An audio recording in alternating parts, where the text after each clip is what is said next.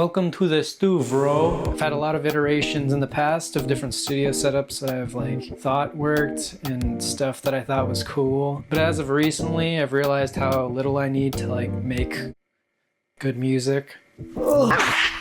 Sorry, I went to the b-ball park. You know how it is. Let me show you around my studio.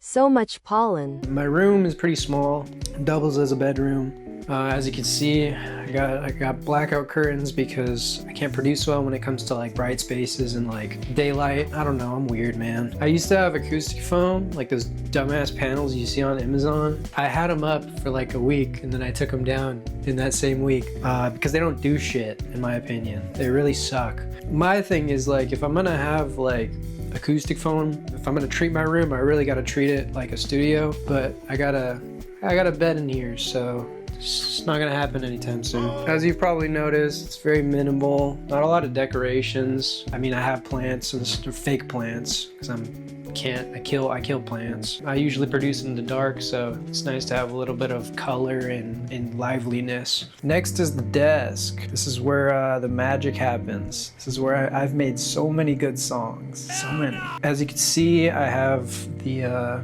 KRK. I don't remember what model, but they're just basic KRK 5-inch monitors. They're what allow me to make music out loud. Acoustic foam doesn't exist in my room, so it's a really, really shitty mixing environment. It works for what I make. My laptop, I use a MacBook Air, M2 or M3. I'll put on the screen which one it is. It doesn't matter as long as it's not a Windows for me personally, because I run Ableton and I feel like Ableton just runs a lot smoother on Mac. I've had the MacBook Air, I think it was M1, and I had that for so long. I still keep it over here in my drawers. But since then, I've moved everything over to the MacBook Air M3, M2, whatever, consolidate all my stuff. So I'm not switching from this computer and that computer. Now everything, my editing, my music, whatever, whatnot, browsing, anything goes through the M3.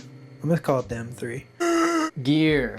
It's a big world. Gear is a very big world and I am a very small part of it. I had to research what I was using. This is stuff that I've been using for a while, so is it used in the industry a lot? Whatever it is. I mean, most of my stuff, I was quick Google search and I got it, so bear that in mind when I explain what I do with my gear, or what gear I have.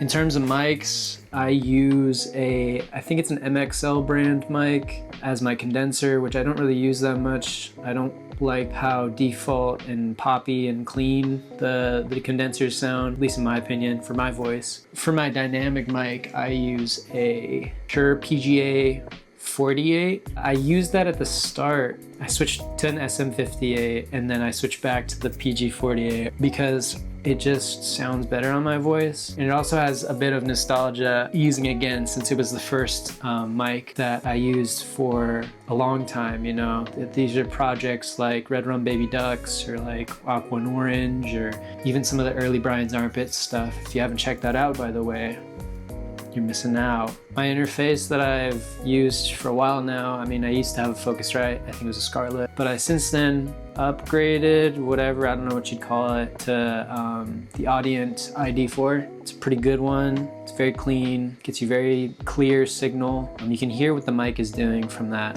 interface. I really like the preamps on it. Headphones, really only mix in headphones. These are the Sony HDR 7506. Those are amazing, I love them. Those are the one item / gear that I've outsourced and asked family members that have been to audio school or whatever it is, film school, production, music school, whatever it is. Across the board, people have said that those are pretty good. Oh, fuck. In terms of instruments and extras, I really only use, I have a few guitars. In my opinion, I have a shit ton more than I need. I really only use one. It's my Squier, Seafoam Green Squier. I've had it for quite a while now. Again, you made my very first few songs on that guitar, and it's been amazing. I've only had to change the strings I just recently changed the strings. I've had that guitar for probably 3 or 4 years. It really didn't need new strings. I kind of like the sound of them being worn in. But I'm not gonna lie, when I put them new strings on, they felt really good. They didn't necessarily sound better, sound how I wanted them to, but they felt really nice. Of course,